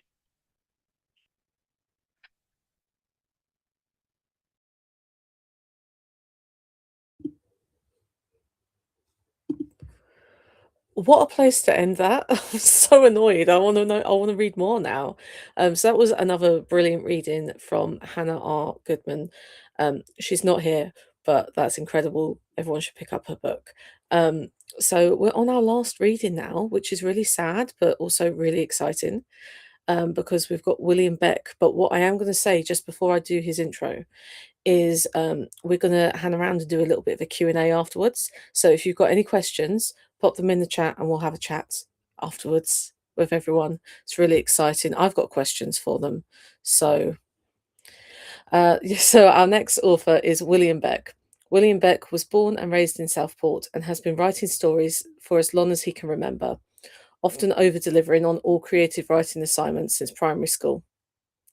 In later years, he was diagnosed with depression and ulcerative colitis and has done his best to raise awareness and support for those who suffer ever since. He also owns far too many notebooks. There's no such thing. So. Hey, am I coming through okay? Okay, good, thank you. First of all, apologies for my voice coming back from a cold. This story is an extract from a short story I was writing as part of an anthology in honor of a friend who passed away recently. It's called The Deal. So, Graham wasn't there when she died. Whilst his wife Rebecca let out her final breath, he had found himself stuck on the hard shoulder of the motorway with a faulty gearbox. It wouldn't be for another hour before he'd hear the news, but there was something curdling in his stomach that told him long before he would eventually reach the hospital. It would take a tow truck and 2 buses before he'd make it to Salford Royal Hospital, only to be met with an empty bed and the condolences of the passing nurses on their way to their next emergency. Graham fell to his knees. Morning swallowed his vision as his head rested against the side of the bed, one hand stretched out across it as if he waited to be held. His cries rang out into the hallway, quickly lost amongst the urgent stomp of feet and a dozen life support machines and patients that all screamed for attention. His vision slowly returned. Graham glanced around the room, as if only now discovering where he actually was. He held her shirt against him. A dull scent of rose and lavender still lingered in the fibres. It was all that still showed any sign of life now. "I'm sorry, Rebecca," he strained through a cracked throat. "You shouldn't have had to do this alone. I'd give anything to bring you back."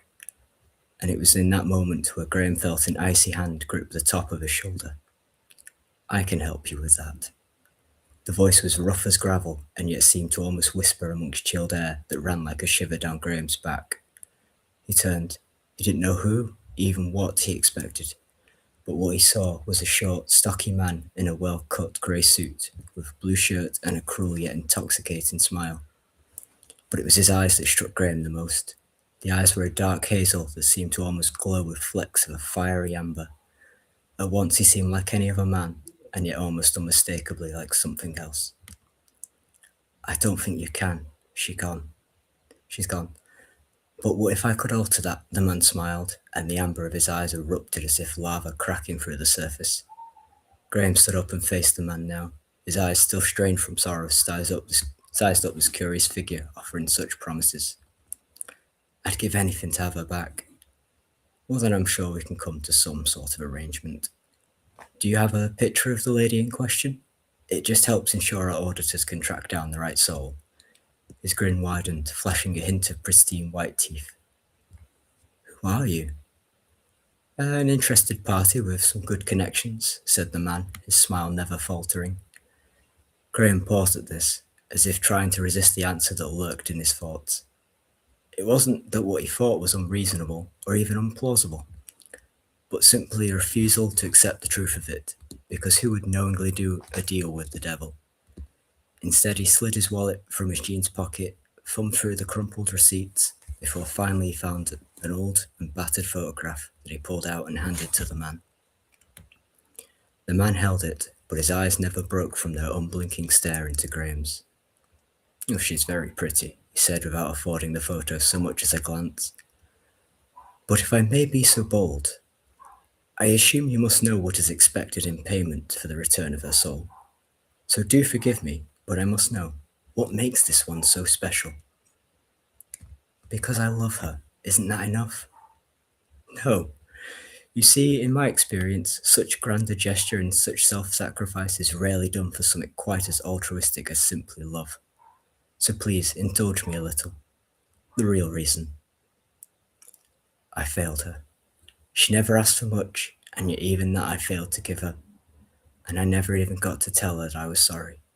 I let those words fumble around my tongue for so many years with only fear holding them back. I never got to explain my feelings as a partner, and instead I let the ambiguity of blame rot inside us both. She died feeling responsible for the misery I birthed. I can't do that to her. I want to make it right. I need to. So if my soul must burn so that she can feel a smile one more time, so be it. The two fell silent, reading each other like a couple of particularly wordy novels.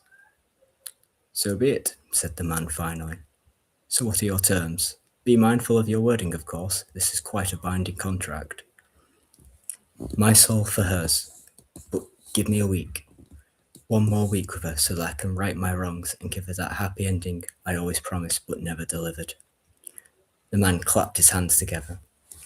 Well then, that sounds perfectly reasonable to me. You have one more week on this earth with the woman with whom you have neglected, and then precisely 7 days from the moment in which she wakes, you will in fact depart this world, and your soul shall belong to me for all eternity. His hand snapped out towards Graham, waiting for him to complete the handshake and seal the deal. Graham reached out towards it, his hand freezing just beyond the devil's reach. Anxiety throbbed in his temples as a dozen doubts and contradictions battled for a singular voice. Was this really the right thing to do? In some ways he knew that it wasn't something Rebecca would have even wanted of him. But could he truly live with the guilt if he didn't take that only opportunity? He grasped the man's hand, whose cold fingers clasped down with an iron grip as an inferno seemed to blister from his palm and course through Graham's veins. He felt the skin on the back of his hand crack and pulse with the heat, whilst the tips of his fingers grew pale and frozen to the touch. The pain was excruciating, but he knew he couldn't let go, not until he was sure the deal was complete. But it didn't take long before the pain became blinding and Graham closed his eyes tight, trying as best as he could to think of anything else. But agony simply streaked flecks of colour across the black, like fireworks lit in the very darkness he thought might save him. Graham's body fell to the floor, and the last thing he heard was the unmistakable cackle of the man, the devil, to whom he now belonged. And that's it. Thank you so much, William. That was such a wonderful tribute, I thought. So emotive. I can't hear you. You can't hear me? I can now. Can you still hear me? Yes, I can. So I was just saying that's a really wonderful tribute that you wrote there. Oh, thank you. So such emotive language. Do you use such emotive language in all your works? I know you're quite prolific, aren't you? I don't know if I'd say prolific. I'm quite niche, I think, still so far. But yeah, I'm very much. It's more what I'm interested in as a writer of capturing the emotions and like the atmosphere of a moment and bringing that to life. Yeah, I really felt that came through quite a lot. Thank you. And I do just have to ask, just while I've got you, you've got a cat in your picture, and I've been asked what the cat's name is. His name, unfortunately, was Merlin. Oh, Merlin. Yeah. He was with me through when I first started writing. He used to sit on my shoulder and watch me as I wrote. And so when I started going into independent publishing and wanting to create my own production company, he was very much at the heart of it. And unfortunately, when he passed away, it became the obvious choice for me for a tribute photo. And now he's immortalized. Yes, exactly. Yes, yes. How many? You've written a couple of books, haven't you? Yes, I've got 2 horror books and a Christmas Carol adaptation that deals with mental health struggles, and then 2 short stories. Wow, that's amazing. Thank you. Well, and you've got a universal link, don't you, to all of those? Yes. So, books to read. Yes. Yes. Yes. Well, it's linked on your Twitter as well. Yes, it is. Thank you. Great. Right, so I think we're going to bring everyone back and have a chat with everyone. If anyone's got any questions, please do put them in the chat. Everyone's here. Woohoo! Hello, we are summoned. You guys smashed that. Yeah, I was in That's awe fun. of all of you. I was just like, oh, I have to go back on now. God. That was fantastic. Should I start the first question? Yeah, go for it. Yeah, okay. So obviously the theme of this is a selection box, which if you're not British, a selection box is a treat that we get at Christmas where you get a cardboard box and it's filled with different chocolates. So if you were a chocolate, which chocolate would you be? I know Tim already started this earlier on Twitter. So I figured he could go first.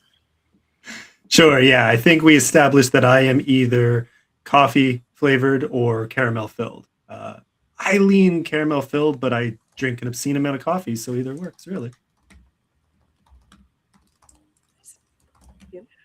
All right, don't all jump in at once. Name each person. This feels like a really important decision.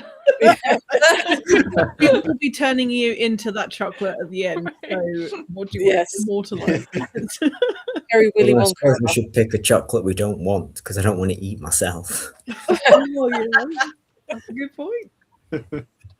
In that case, mine would be coconut something. Okay. But It ain't mine. Oh, go on. oh, I was just gonna say, but if it was something I actually liked, it would be peanut butter filled. So Very good choice. thank you. I think I'd have to go for Maltesers because it's got Yeah. like a little soft texture, and then when you get through it, there's a whole other flavor, and I think that speaks to my anxiety quite well. I think I would have to be something that's really nutty with salt on the outside. Nutty and salty. I love it. A little spice for the smut, right? And yeah, and then some cayenne sprinkles. I've heard that most people hate the ginger chocolate, so I think I'll be that one. Oh, okay. I love ginger. That actually great. And in America, I've heard those called samplers, Oh, okay. but a sampler is also like a quilt. So, Is it? or no, mean, like needlepoint, I think. Oh, Personally, wouldn't try to sleep underneath of a load of chocolates because I feel like that would get very messy. But I'm also not an expert. I mean, live deliciously, Sarah. Black Phillip says you should sleep YOLO. under a pile of chocolate. No, you said that, and I was like, "Oh my god, Black Phillip would be so disappointed in me." Like, It's never too late. no, I think that was Buster though in that movie, but it's not the same, is it? I don't know. I'd trade my awful fundamentalist family for a pretty dress and some butter too. Yeah. Was it really a bad choice? I think is the question we should be asking, or why did she not do it sooner? You know, I think it's just it's just a complicated matter. You know, they're the only family she had, the only family they knew, and they were banished because their dad was too fringy for the Puritans. So, yeah, Yeah, it says a lot, doesn't it? yeah. So, you know, I think when she finally saw an alternative, she was like, well, yeah, why not? She saw a goat speaking. She was like, "Yeah, Yeah. Yeah. Nowhere to go but up. no." Literally. we do have a question from the audience. If I can Yes. share that with you guys. Any tips for other writers? Maybe we haven't heard before. That's the hard part. Yeah. This is something that I'm sure has been heard before, but I feel like it bears repeating that comparison is the thief of joy. Mm. So Do not compare yourself to where other writers are, who they're being published by, who their agent is, whether they have an agent or not. Because I have not talked to one person whose journey was 100% the same as another's. Everybody's is completely different how they get there. And with that, it's also persistence. Like nobody becomes, even if you see them as an overnight sensation, they actually aren't. Like there's a lot that happens in the background there all before that. So that would be my advice.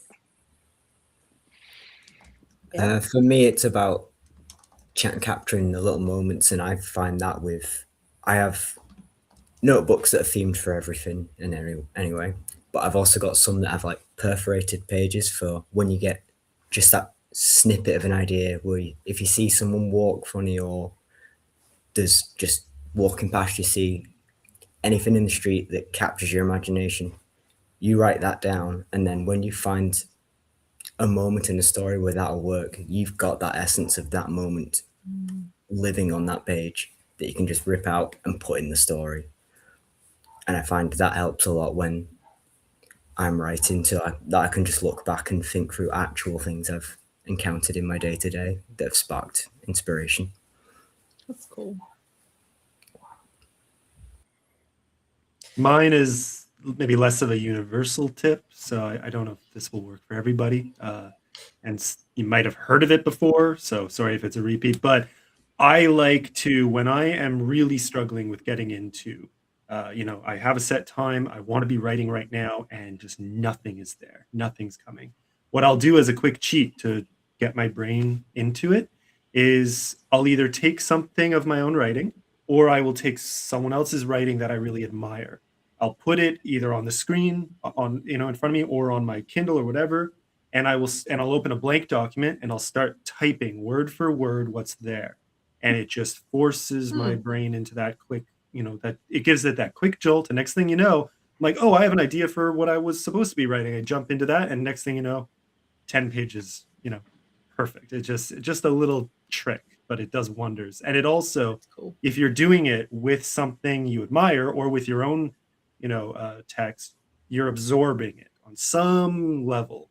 And I just find it's a great way to absorb from people I admire and start picking up tricks that they're using. Or in my own writing, it just helps me reflect on my own voice and develop it and nitpick maybe. And it's also a great way to edit. So it's an all capturing little trick. I highly recommend it.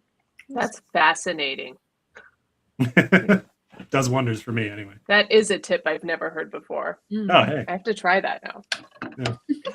I've actually heard it applied more broadly, but it has a neurological basis that productivity, in artistic productivity, does not come from motivation. Motivation comes out of doing. Yeah.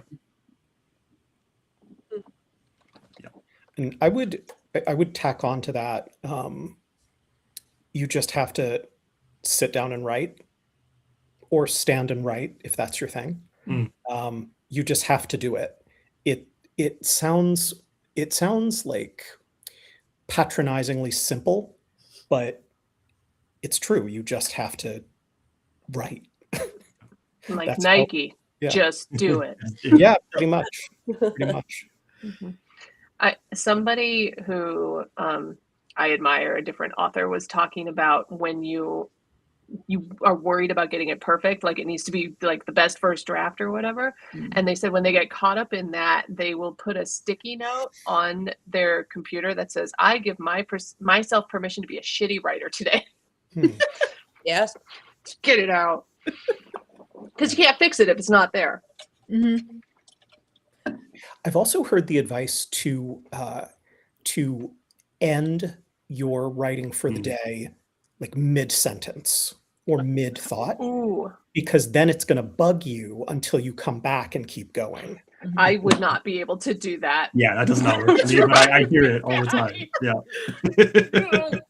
Yeah, no way. but it is, I think for some people it's very good advice. Yeah. Yeah. No, I also I tell my students, read a lot and read widely. Read read everything that interests you, fiction and nonfiction. Read romance, read science fiction, read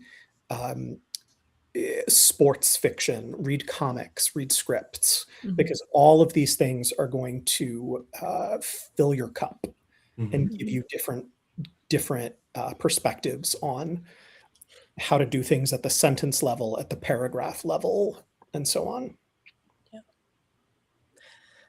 Yeah, I don't have a whole lot to add to that really, but I feel like, you know, I'm still always kind of learning, so I feel like giving advice is a little odd for me, but I will say make sure you believe in yourself and your art, you know, and play, because we put so much emphasis on work, but art isn't always work. It's sometimes play, and I think we would do well to play more, and to just experiment and try new things.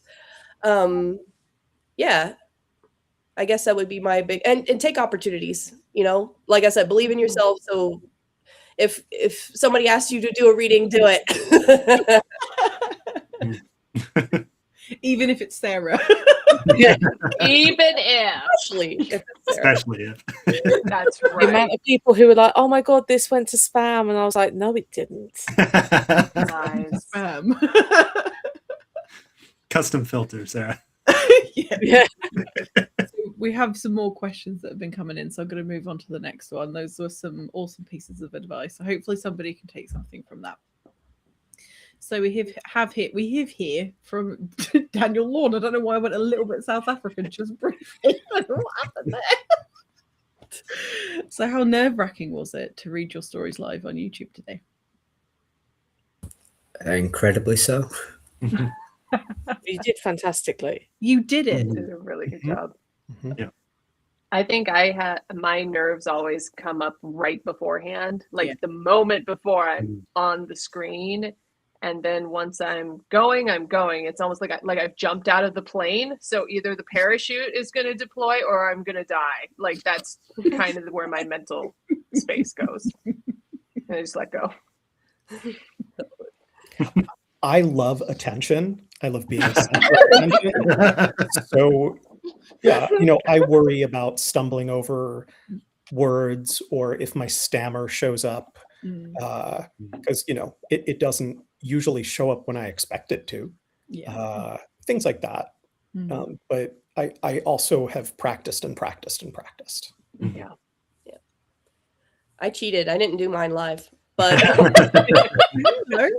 but I have done live readings before, and it's always nerve-wracking, but it's always worth it in my opinion, because you are putting yourself out there and you're trying, and it doesn't have to be perfect, and you know, usually people are really supportive, so I think when I started at writing, I had this nightmare of someday having to read in front of other people. and you know, yeah, or even doing signings I love, but even then doing signings and live readings, and that part of it terrified me until I pushed myself to start doing my audiobooks. And even that I didn't go straight into. I started, you know, recording to hear myself and to as part of editing. So it was just a nice way to interact in a new way with the text and catch things, right? And change the rhythm to better to be more readable. Anyways, so because I leaned into it that way, just step by step by step, and now I've done so many audiobooks and I've done a few live readings just on my own, like Twitter or whatever, you know. And that kind of helped. So because of that, this was just exciting. I was like, oh yay. And if you had asked me 2 years ago, I would have said, no, Sarah, go away. You say that to me all the time. I was gonna say. You can push yourself slowly. I think there are gradual ways to get past some of those misgivings and hesitations. Yeah. I mean, this is a good place to start, because I feel like the people that watch the show and the people that were involved in organizing and sorting the show out will fuck up. Like, we're human beings, and I mean, I say stupid shit all the time. You just got to keep going, and people that watch you and see you just keep going, even if you stumble or you struggle or whatever. It's going to help other people to realize that, oh, it's not going to be that bad. Like, and if people laugh at you, then it doesn't matter. Like, for me, I have to give a shit about what that person's opinion is of me to care whether or not they're laughing at me. So it's just easy to just laugh with them as well. But you guys did such a phenomenal job. Like, this was, I almost got distracted and didn't do my job in the background. It was so dreamy. I loved it. It was so good. I got distracted and didn't do my job, and I was hosting. Oh gosh. So this next question, I am certain I know what the answer is going to be from all of you, without question. But I'm going to put it on here in the interest of just confirming. Should we all answer at once? Okay. Oh, that was fun. If you try, I don't know. What is it? but everyone has different reading speeds. Are you ready? Oh God. Oh, that's the What are wrong we one. doing? That's the wrong one. Hang on. Are there too many authors? No. Oh. 3, 2, 1. No. No. No. Not at all. More people need to do art. There are too few readers. There you go. Yeah. I'm completely with LN. Like no one should be discouraged from making something creative. Yeah. Yep. I do have to go, guys. I have an appointment at 5. Thank But, you Thank you for thank being you for here. being here. It's been lovely. Thank you so much. Dylan. Bye. Thank you. Yeah, I knew that was going to be the answer, but I thought I'd just put it out there anyway. That was fun. Yeah. That was fun. Okay, Sometimes- so Sometimes as a reader, I feel like there's too many books because I won't be able to get to them all. Yeah. The TBR That- problem is Yeah, a but problem. that's not the same as there being too many people doing what they love. Correct. which is a wonderful problem. It really is. Sometimes that's why I don't always finish books. Don't be mad at me, because if I don't jive with a story, and I don't know if anybody else feels the same, there are too many books I want to read. Same. I've got to give them, Sappy. you know. hmm I'm not gonna, if I'm, you know, when I was dating or whatever, if people didn't interest me or what, I'm not gonna keep dating them for the sake of it. Right. Yeah. I might try and look at it that way because I'm really bad for finishing a book even when I'm not enjoying it, because I've been excited to read it for months and it's like, right, I'm finally going to sit down, read it. It's not gelling. I feel like it's me. So I sort of push through until it to see if it'll work. Yeah. Oh, I have this habit of listening to women who are older than me when they talk. And my friend Astrid Bear, who some of you may know, she said that she gives every book 50 pages. that's a decent amount. And, you know, I don't think that's rigid, but she's No. like, yeah, if I'm not with it after 50 pages, I'm just going to move on to the next one. Yeah. And yeah, you know, her time is too important, and mine is as well. Oh, 100%. Yeah. I'd just like to say thank you so far. There is another question, but thank you to everyone that arrived. Tyler, you're so late. You're so late. I'm glad you're here. And Let's go. okay, Tyler's arrived. We've got to start again from the We'll top. start over. Yeah. We can do that. Chickadoo. I can beatbox if you need. So there is, I'm so sorry, I need to get my shit together. So we have a question from Jasper. So what is something about indie publishing that you didn't understand until you were deep in it? I'd like Sarah to also answer this question because she is also indie published. Sarah doesn't know. So I have sort of an answer. I didn't realize, no matter which way you go, that it never ends. And what I mean by that is, like, if you say you get an agent, and a lot of people think, I got an agent, that's it. I'm gonna be amazing. But that's like, it doesn't even begin there. Like, that's just one hurdle that you could overcome if you were really wanting to get an agent versus doing it all yourself. And then when you start marketing a book, that never ends. Like it'll release and you're like, yay, but then you have to tell more people about it and more people about it and more people about it. And it just never stops until you decide you're done. Mm-hmm. So there's always going to be new people you can reach. And I think I didn't necessarily get that it's just this perpetual, just go, go, go, go, go, go, go. And the next thing that you do is like, just keep writing the next book, just keep writing the next book, just keep writing the next book. Like that's always the thing that you hear. And I don't think I really understood that until I was in this universe. Mm. People have this this superstition or stereotype that authors tend to be alcoholics. Mm. But I think it's the other way around. I think alcoholics make good authors. Oh, and let me explain, because you have to have a certain obsessive nature in order to keep doing a thing, even if you're not getting what you want out of it. And I think that's why a lot of people who have substance abuse difficulties do end up being very prolific, because it doesn't matter maybe if people respond well to what they're putting out in the world. Yeah. Also, on kind of the opposite end of the spectrum, I hope, I don't know anyone who writes full time that is single. no. Anyone I know who is a full-time writer has a partner who is the breadwinner. Yeah.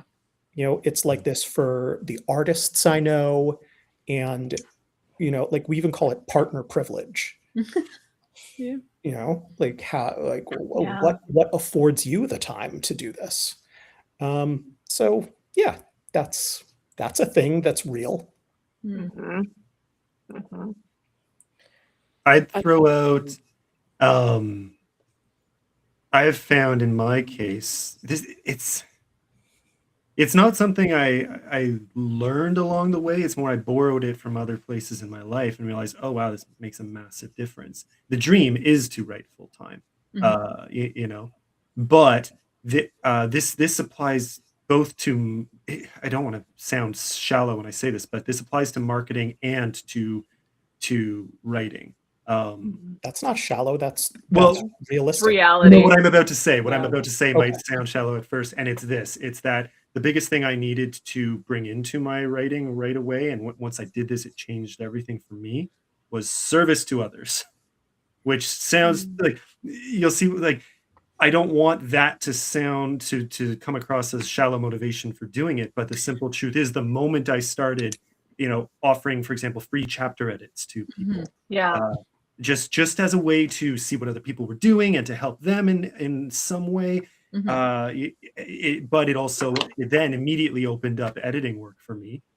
Overnight, that became now that's essentially the heart of my living, is getting to edit for other authors. Did not expect that, because I had only really, I had editing experience from university, but not in the fiction context. So that came out of nowhere for me. And then that turned into contest judging, service, like finding ways to help other authors or just contribute, and it bleeds back into my writing. So really, it still feels very selfish to me, because I'm like, oh, thank you so much. Thank you for the money, but also this, Also, I'm definitely a better writer now for having done that. So you find ways. I'll say this. Yeah. So all the full-time authors I know, they have partners. So I still need to work on that. But the other one is all of the really successful authors. I think I could say this across the board, have found a way to do something for the community. Yeah, I feel like along those lines, I got asked a lot in the beginning, how do you get beta readers? How do you get so many beta readers without having to pay for it, without going to Fiverr or whatever? And the answer is you beta read. Yeah. Like you exchange beta reads with people. That's how you get beta readers.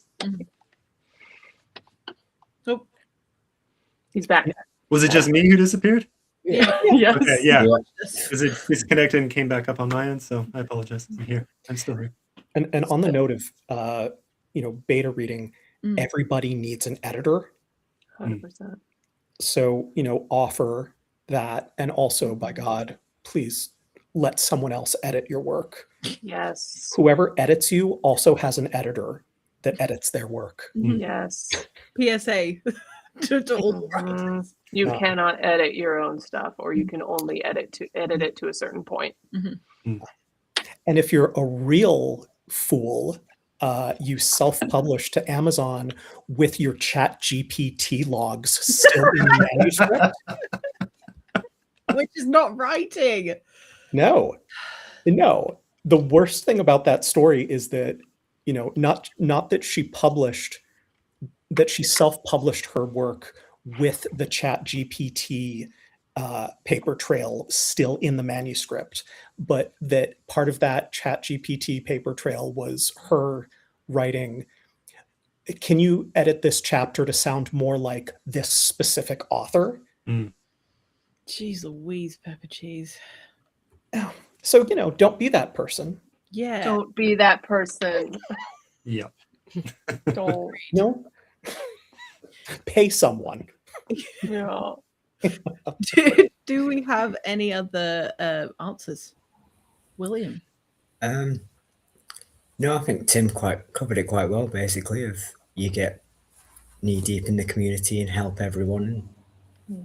It's how you thrive. I know I found it a lot more freeing than I thought I would. Because when you have that first decision of whether you try and go traditional publishing or indie, it was a case of, well, if I go traditional, I feel like they'll cater to this and this and this for me. Like they'll take the marketing off my hands and all that. And then the more I hear from the people who are querying, it's like, no, you're doing all of the things that I'd still have to do anyway. Yep. But At I've your got expense.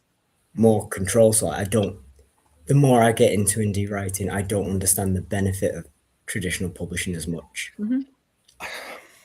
I know a brilliant writer who she got a $250,000 advance for her memoir that wasn't written yet. And then the publisher, who was one of the big New York 5, just did nothing to promote it. And the book tanked. That's horrendous. Yeah. And so you have people who are able to lose $250,000 without it being too much trouble to them, who are making decisions about whether your book gets any promotion or not. Yeah. So indie, like for me, I have so much more creative control. I choose who does my book covers. I get a say in if, who's the voice actor who would do the audiobook. Yeah, makes a huge difference. I think indie publishing is also so much like freer as well. I like the amount of risks I've taken that I never would have taken. Like, I'm going to serialize some fiction, and that goes all right. Okay, I'm going to do this. I'm going to do this. I'm going to talk to a friend about doing an open mic, hosting an open mic on her channel, and I have the ability to do that because I'm not locked into all these contracts as well. Absolutely. Well, thank you guys. If we've got time, I think there are a couple more questions. If anybody needs to dip out, then please do. Please don't. I have nowhere to go. But if you stay, make space for you. Okay, so I've got to go through all these freaking messages from Tyler. Okay, so we have another question from Ed. So, no, it wasn't a question. It was just a note from earlier. Joe Abercrombie is this week pushing his first novel because it's 20 years since it came out. He's urging people to buy it. So, yeah, it never ends. It's true. Yeah, it's just perpetual thing. Why am I clicking on it again? I'm so sorry. Okay. So we have a question from Jasper. So another question, if there's time, when you look back at your earlier work, what is one thing that you used to do that you've never let yourself get away with? All of it. Everything. It's all bad. Yeah. I mean, that's the thing, and I'll say this maybe more about indie than trad, but no, there are equivalents in the trad sphere, but in the indie sphere, you get to experiment in the market. So some people will say you shouldn't publish until it's a masterpiece, and I just don't believe that.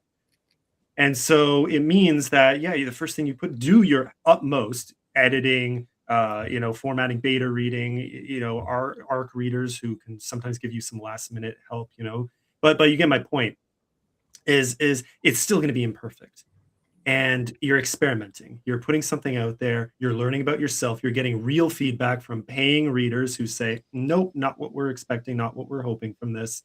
You learn, you grow, as Evan said earlier, you fill yourself with everything you can that will help you improve as you go, because it never ends. And then you try again and again, and I'll let you know where I'm at like 5 years from now, and hopefully I've gotten rid of some more bad habits. But I can see it in my own writing, and I've heard it from readers, and I'm sure we all have that experience.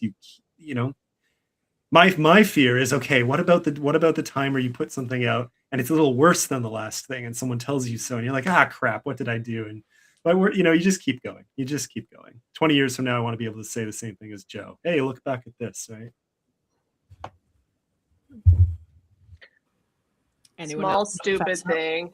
Yeah, I used to not like my punctuation with specifically quotations. I would always put the period or the comma outside instead of inside. That's my stupid one. That will never happen again, because I had to go through a whole manuscript and fix them all, and I was like, I hate my life. I hate my life. I hate my life. That's so upsetting. That was terrible. The other thing, in my earliest draft, I thought I was being cool, but it just, like, looking at it, you're like, this doesn't work. I did a switch from like present first person to past third person in like the way that like the story unfolded, and then it was actually, I was querying, and an agent told me, I like this, but it all needs to be in the same tense. And I was like, she's wrong. Like, obviously, she doesn't understand. But then I revised it, and I was like, damn it, she's right. I hate her. She's dumb. So experiment, I think, is good. But then being open to feedback about what's not working is also very important. Yeah, I don't think I'll ever argue with an editor again. Yeah. Tell us about a time you argued with an editor. Yeah, you must. Now I want to know. Well, someone was taking submissions for an anthology. And this, oh no! oh, wait. Oh, okay, you're back. Okay. Yeah, so much younger writer, and this editor was doing a tribute to a certain author's work that I have loved since I was a child. And I wrote something and sent it in. And it wasn't the fact that it got rejected, because everything I wrote got rejected in those days. It was the fact that the main reason for the rejection was given as, it seems like a reader would need to really know the source material in order to get this story. And I was like, what the fuck are you putting together out there? Like, you're putting an anthology together that's a tribute to one author and one particular world of theirs, one mythos. And then you're saying, like, oh, people would have needed to read that in order to understand what's going on in your story. And I argued, and I would not do that again. I would just say, okay, thank you, and then blacklist that editor. Who probably blacklisted me because I argued with him.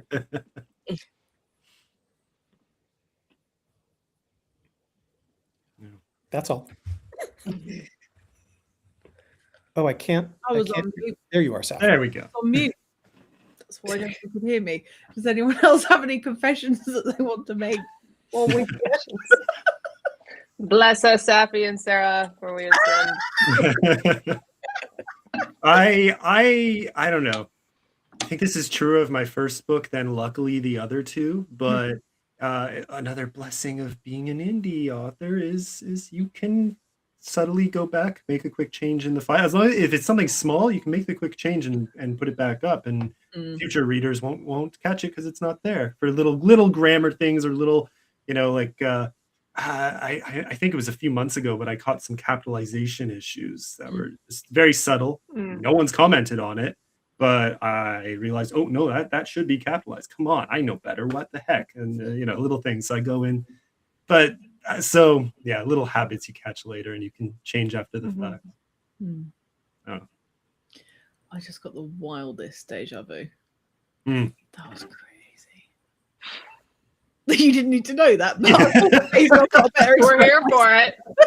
You were going to tell us more, and then you just didn't. Is this your villain origin story? Is it starting now? It started when I was fucking born. I came into the world and went, oh, I'm going to be a problem. My goodness. Okay, we have another question, and then we're going to start winding it down, because I know that for our Brits it's getting really late, and I feel bad. Okay, so it's another one from Jasper. So do your stories come to you as scenes, characters, or a single line, and how often does that change by the time you finish the book? I mean, yes. That's a great answer. Yes. Yeah. Yeah, that's true. There's always that one little thing. It might be you've got a cool idea for a scene. You see someone that you just want to throw in a book, and just be a line you think of, and then just how that snowballs, especially if you're not someone who plots, which it will change 1,000 times. I've got a fantasy book that I think I've had on the back burn for 10 years now, possibly 11. That's changed from being sci-fi when it started, like it was something very Firefly-ish, and it's gone all the way to being a bit more Terry Pratchett. So it's gone through quite a lot of revisions, and it's maybe a third of the way done. Wow. Because as you just discover new things about the story and these bits that you find even more interesting, it rewrites the whole world for you, at least for me. Sure. The reading I did, the main character of that prologue, and one of the main characters of the book, is based on. So this is one time where it was the character that came. It's definitely been all of these, but in this case, Tambrin ap Cynfar is a bit of a play on a family, or my best friend's brother-in-law, essentially. And he kind of made a joke at one point about making him a character, and I knew exactly how I wanted him to be, and I instantly turned him into the root of all evil in my world. And it's just wonderful. Amazing. That's the best gift I could give a friend, but yeah. So turned him into a maniacal serial killer kind of character in a fantasy world. So it's all over the map, but very satisfying. What an honor. Yeah, very satisfying to do that for a friend. What an honor. He's terrible. I do so yes, again, all of these, but the time when it happens most for me is going to be when I call it my writing without writing playlist. And so it's either when I'm running or when I'm driving, I will play that playlist, and then it's like scenes just happen in my head to the song or the lyrics, or just like this idea, or if I'm writing something specifically at that moment and I just need to get to the next part, then it's like I can see it then happen when I'm listening to that music. Music's very powerful for me.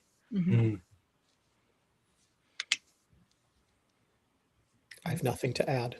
There's no obligation. We don't have to. Oh, and how often does it change by the time you finish? It depends on the book. I call my 3 books that I am working on right now, or one of them's out, like they're my 3 children, and my first one is my Ship of Theseus, and it just got taken out and put in and taken out and put in. It's not even the same book anymore as when it started. My second one is my perfect baby that like walked on day 1 and never cried and always ate. And my third one is my colicky fucking child that just would not behave and just threw tantrums and is like pulling teeth just to get words down for that one. Every single project is different. Yeah, I knew I knew the big reveal in Better Living Through Alchemy before I started it, and I thought it was going to be a short story, but it had so much more to give. So yeah, that one really didn't change much. Posthuman, the new RPG that came out yesterday, that one, of course, they all evolve over time. During the process of writing it, I had to rethink how I wanted to present superheroes because the Black Lives Matter uprising of 2020 happened, and I was like, okay, these can't just be super cops because that's not going to fly. They have to be a lot more tender, and they have to have more like internal accountability among each other. Stuff like that. They're not just people that a government points in a direction and says, go get them.